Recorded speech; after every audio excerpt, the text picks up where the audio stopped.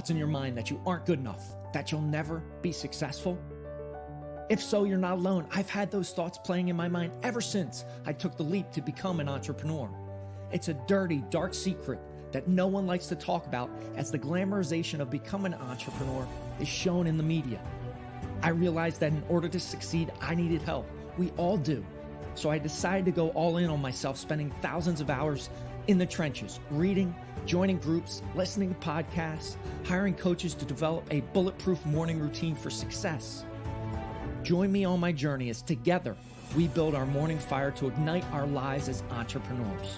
My name is Jeff Wickersham, and this is the Morning Fire for Entrepreneurs podcast.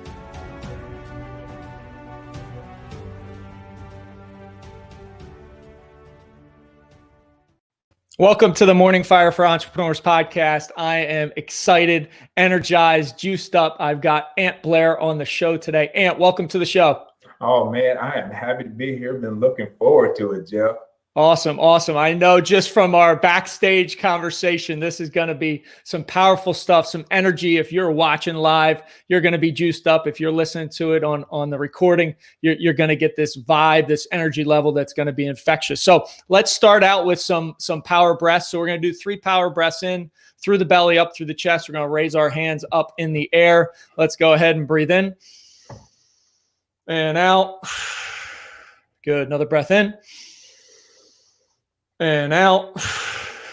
Final breath in and out. All right. Now, I know we talked about this. I'm going to count down 3, 2, 1. We're going to yell boom, pound our chest, get the energy level up in 3, 2, 1, and boom. Boom, baby. There you go. Boom. There you go. Love it. Yeah. Love it. Love it. Let's do this. All right. So morning habits, rituals, routines. I eat, sleep, and breathe them. I think they are the foundation for success. So, Aunt, what is 1 or 2 things you do in the morning that just sets you down that path towards success? Reading a chapter of Proverbs every morning, man. Been doing it for the last 7 years. Decided to do it one day, 31 chapters. Easy to do one a day.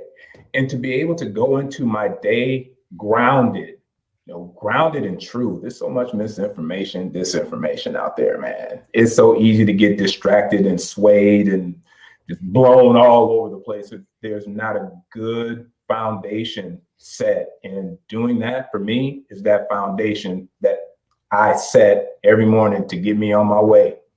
There you go. And that can travel with you, right? It travels wherever you're at. And I actually am reading the Bible for the first time, cover to cover. I'm in good for you, man. I'm in the book of Jeremiah right now. So right on. Just read a passage every day, and something I've never done. And I always encourage people to get out of that comfort zone, do things you've never done. So kudos to you for starting that for 7 years, 7 years ago. Jeff, let me just say, that experience will change your life. It'll change your life. I'm proud of you for doing that, because a lot of people don't do that. And to read it from cover to cover, it changed your life. I promise you. That's awesome. Yeah, I'm excited to continue the journey. And to your point, it's the foundation, right? When you start off your day grounded, without distractions, without social media, without email, without text messages, it's such a powerful place to start at. And so many people immediately when they wake up, it's the phone, and it takes you down this dark rabbit hole that it's tough to dig out from. Oh man, your day's interrupt. You start your day interrupted, unfocused. I think it's the worst way to start the day. It really is. I will say though, I do read Proverbs on my phone, but it is turned on airplane mode. There you go. That's all right. That's how it can travel with you, and you got to leverage technology in a good way, not necessarily in a bad way. So, and I'd love to hear your backstory, kind of your journey as an entrepreneur. Obviously, a Toastmaster award winner, done a TEDx talk, all that great stuff. But I'd love to hear a little bit more about your journey. Can you share that with my audience? Oh yeah, the entrepreneurial journey started really early. This story is so funny, man. Me and one of my best friends in elementary school, this cat named Troy Phillips. Don't know where he is right now. Wish I did. Okay. We were in elementary school, and you remember, I'm not trying to date your age or anything, but I don't know if you remember back before the internet, when football games, when football season would come out, somebody like Miller Lite or Budweiser would put out a pamphlet that you would find in different places, and it would list the schedule of all the games, of all the teams, the whole season. Yep. And my dad had a few of those. Took one of those to school. And me and Troy figured, hey, we could probably start a betting thing. And so we started taking bets from kids on the games. This is in elementary school. Oh, I didn't know any better. We didn't know any better. I mean, we saw the adults doing it. So, I mean, it couldn't have been that bad of a thing, right? And then one day our teacher comes up, there's a big old group of kids around our desk. And she walks over, she looks over, and she's like, what are you doing? And we're like, oh, we're just taking bets for the game, coming up on Sunday. He's like, you can't do that. I'm like, what do you mean you can't do it? We've been doing it for like 2 months now. And that's where it started. And then I just bumped into different people in my young days who are entrepreneurs, who are hustling. I had a really good friend of mine who died at too early of an age. Before he could even drive, he was flipping RX-7s. I don't know if you remember RX-7s. Yep, I do. Yeah, he would get wrecked RX-7s and he'd flip them. Okay. And he'd turn them around. So I learned from him. And so I learned the hustle and I learned the game. And so then I got in computers. And this was way back in the day. And we're talking 94, 96. And this was before, Google, Yahoo, and all of that. So I had an aptitude for computers. I like playing video games at least. Start getting into computers and then start making websites. And then went to college, bumped into the president of the college. He said, hey, I go to a Catholic parish. They need a website. Can you do it? I said, yeah. So I did it. First client. From there, the parish started referring me business. Next thing I know, I had a web development company in 1999. And wow. It was, and man, talk about crazy. So if you remember that period of time, it was just crazy. Everything was moving so fast. Yeah, it was right before the dot-com bubble. Yeah, and you mentioned that. I know it was going to be possibly painful. Oh my God, it was agonizing because, as you know, the dot-com bubble burst. We had 9/11, and then we went into a recession after that. And those were tough times. I mean, at the peak, had 2 office locations, one in downtown Grand Rapids, second largest city in Michigan. 12 people worked for me. Downtown, 2 blocks away from Van Andel Arena. It was ridiculous. We had clients all over the Midwest. Things were just going crazy. No mentor, flying by the seat of my pants, figuring it out as I go. Money's coming in everywhere. People are interviewing. It was just crazy. It was just crazy. Yep. And then it all hit the wall. I mean, everything stopped when that happened. But you do what you got to do, right? So you just keep it moving, keep it going. And was this 23, 24, 25 years later, still in business, still making money, still serving clients, and moving into the next evolution of myself. Coming out of COVID 2020. So obviously the dot-com boom was painful. What were a couple of those hard lessons that you learned during that time, right? Oh my gosh, man, get things in writing and make sure you have contracts. That's very, very, very simple, man. I had a business partner at the time, and we're buddies. So you figure, buddies, we're gonna be buddies forever. Well, you start putting money into it and things change. Not having contracts and not having that part of the business really figured out, again, just flying by the seat of my pants and making it happen, but not having some of those details put into place. That really hurt me bad. It hurt me bad. Gotcha. Okay. And that's, you still own that company today. So you've survived and kept on moving. Well, actually, I sold that company. So back in not 19, in 2016, there was a printing company here in Columbus, 100-year-old printing company. They were wanting to move into digital marketing and supplement that business. Great idea. The guy came to me one day at a BNI meeting. I don't know if you hit the Business Networking International. Guy came up to me, Business Networking International. We started talking. Next thing I know, I'm selling my business. So then I went to that company, and help them transition over and do that. I started doing more consulting work at that time with the idea of eventually doing professional speaking, keynotes, things like that. Okay. So owning your own business, you had a decent run, right? I mean, almost 20 years or so. So that's fantastic. Kudos to you through those ups and downs and those trials and tribulations we all have as business owners. So why public speaking, right? What was the trigger to say, you know what, that's something I'm passionate in. I want to chase. The ultimate passion. Winning a Toastmasters 9 years ago. Well, might as well say 10 by now. 10 years ago, winning a Toastmasters, say, hey, I could probably develop my public speaking ability, my ability to speak at large. I'm going out talking to clients, I'm doing sales, things like that. So certainly it can't hurt.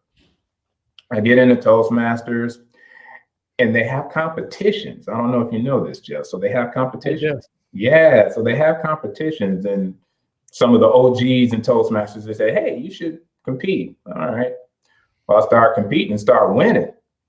And they started winning trophies. I'm like, okay, this is pretty cool. And people started saying, man, you're really good at this. Kept on going, man, with Toastmasters, and started to grow and started to find myself, find my voice, to your point, find my passion. Love being on stage. They say that more people want to be the one getting the eulogy than giving the eulogy. I've heard that said before. That's how terrified people are of speaking in public or speaking on a stage. I love it. And from there, just kept putting in the reps, going through, do the thing, do the rotary, you do the Kiwanis, do all of the things. And then one day, after all those years of putting in the reps, got an opportunity to do a TEDx. That's awesome. And yes, to your point, and I used to be that person that probably would rather be, not get up there and speaking. But fortunately with the podcast and growing personally, to your point, right? Developing yourself personally is such a vital piece to the equation, and your business can't grow. And it's usually limited by your personal growth, right? That's right. And now I have been to a couple Toastmasters locally. Obviously, with the pandemic, it was a little bit different. And I remember going to the first one, and you'll probably remember this, right? They invite anybody that's new to go up and speak.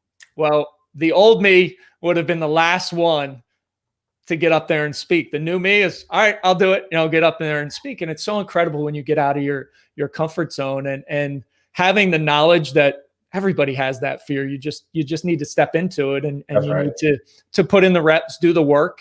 And then you feel so much better, so much more confident when you get in front of a group and speak. So the TEDx talk, amazing piece. Talk to us a little bit about the message you communicated there. Oh, Jeff, that experience was one of the best experiences in life, probably top 5. My kid being born and a few other important things like that, but TEDx was definitely up there. Now, I talked about access. I talked about access for African Americans. We're living in some crazy times, and America has a history behind it. And I'm not going to go into all that in this podcast. My goal in delivering that talk was to inspire, empower, and motivate African Americans, Black people, people of color, to go out there and get theirs, man. I mean, go out there and get the things that we all are promised: life, liberty, pursuit of happiness. There's some bad things out there. There's systemic things, there's structural things. There are things, no doubt about it. Right. It's mindset. It's mindset, Jeff. We can overcome. The unlimited potential of humanity. We can do anything. It all starts up here. And that was the message that I was communicating in that talk. Get your mind right, go after it, and get some help along the way. And you can succeed. You can have what is promised to every American: life, liberty, pursuit of happiness. Yeah, I so agree about the mindset piece, right? If your mindset is not in the right place, it's always going to stop you, right? I always relate it to, you talked about RX-7s and kind of rehabbing those. If you're in a car, I relate mindset. If you're slamming down the gas, wanting to go real fast, that mindset, if it's not for you, it's that other foot on the brake, keeping you stuck, right? That's right. You're slamming the gas. Why am I not going so fast? Well, it's because your mindset, the foot is on the brake. Your limiting beliefs or whatever you have in your past can keep you stuck, keep you struggling for getting past those hurdles you need to get through. So how was that TEDx talk received? How was it received by others? What type of feedback did you get? The TEDx hasn't been dropped yet. Oh, okay. This happened in March. Okay. This happened at the end of March. Yeah. Great. So it's on the way. It's in the hopper. It'll Okay. be uploaded soon. I'll circle back with you when that happens. Nice. Yeah, you'll have to let me know. I can't wait to check it out. You talk about leadership, right? And tell me what leadership means to you and how does it relate to business? Leadership is so important, man. When I was in Toastmasters, I'll take it back to there. When I was in Toastmasters, I was president of my club. Okay. And the thing that made our club successful, hit 10 out of 10 of the president's distinguished goals that you have to hit to become a president's distinguished Toastmasters club. All kinds of challenges, and people aren't getting paid too. But the one thing that I learned, one of the things that I learned from that and how I can apply it to leadership in business, we talked about it at the beginning of the show. Enthusiasm and energy is so contagious. To be the confident leader, to say, you know what, I'm the first one on the battle line, going after whatever goal it is that we're going after. I'm going to be the first one. And if any of my team needs any support, any help, any encouragement, any mentoring, in order for us all to reach our goal, I want to do everything that I can to make sure that happens. So when I look at leadership, I look at it as being confident, not arrogant, courageous, not foolhardy, and being a servant to the team and being there in whatever way is needed in order for us all to achieve the goal. Yeah, that's incredibly powerful. And I love the note that you gave related to being the first one, right? To leading by example. That's I find that from a leadership perspective is just so incredibly powerful, right? Some of the groups that I lead, a men's mastermind I lead, I'm in there first in the trenches working because that's the way I played sports growing up, right? That's how leaders were captains. You got to do it first, right? And so many times people shrink instead of moving forward and say, no, I'm doing it. If I can do it, then I'm going to show you that it's possible. And that's kind of to your point of when we talked about your TEDx talk, how we have untapped potential inside of us. I don't know if you're a huge a fan of David Goggins, but I'm a huge fan of David Goggins. And I did his 4x4x48 run in March. So 4 miles every 4 hours for 48 hours straight. Nice. And I tapped into a next level of mental toughness, more than physical toughness during that race. Running 4 miles at 3 o'clock in the morning after doing 10 legs was not an easy feat. And we need leaders to pull that out of us. That's right. If we can't do it ourselves. So totally agree with you in those pieces. What's your current focus? Obviously, you've got the TEDx talk coming out here shortly. The TEDx led me in an unexpected direction. When you asked about what the response was to the TED Talk, it was live stream, even though there was the capacity was limited due to the pandemic and all of that. Right. It was well received. And what was very interesting, Jeff, was I started my TEDx talk saying, my fellow African Americans, lend me your ear. I talked to a very specific audience. Mm-hmm. After the talk was over, a European woman, she came up to me and she said, I really enjoyed your talk. I said, thank you. And she said, I remember my parents was very active in the civil rights movement. So we started talking about her experience and her memories from that. So that was so encouraging, because even though I targeted a specific people group, mm-hmm. it still had universal resonance. So that was really cool. The turn from this TEDx talk was I've had quite a bit of opportunities to talk about systemic structural racism, the things that oppress and limit, keep people from reaching their potential. And that's where I'm at right now. Okay. You hip to BHAGs? Oh, big, hairy, audacious goals. Oh man. I know big audacious goals, big hairy. Yeah. So yeah, BHAGs. Yeah. I can't remember the Built to Last. Built to Last is the book that comes from. It's a great book on building your business. Mm-hmm. BHAG. End racism for good. Love it. And what that looks like is reversing the effects of race and racism on humanity. And when we're going back to mindset, Jeff, and we're transformed by the renewing of our mind. Mm-hmm. Right? Yep. And there's been we talked about at the beginning, there's been a lot of misinformation, a lot of disinformation that has happened throughout our history. Mm-hmm. And people have been brainwashed and programmed to think things that are literally untrue. And that's where it starts. We have to get people's mind back on the idea that we're all in this together. Me and you, Jeff, yep. These people who are watching this podcast, people who are listening, we're all in this together, man. You and me, we're brothers. The only difference between you and I is our retina, our fingerprint, and our voice. That's it. You break it down to the nitty gritty.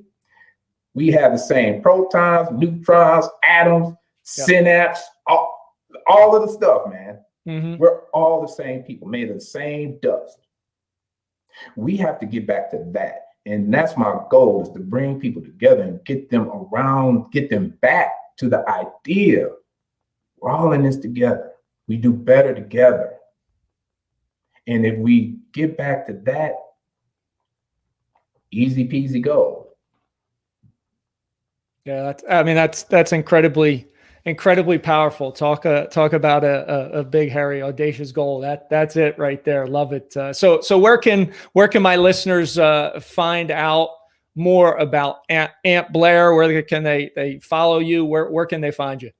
Oh yeah, they can find me antblair.com, antblair.com, or they can hit me up on LinkedIn. Same handle, Aunt Blair. Awesome. Aunt, so thankful for you joining me today. Thanks for being on the show. Oh man, this was fantastic. I've been looking for it for a long time, and it lived up to everything that I thought it was going to be. Thanks, Jeff. Awesome. Thank you for watching. Thank you for listening. Have an amazing rest of your day. Rise, fight, love, repeat. Get after it, and I'll talk to you soon.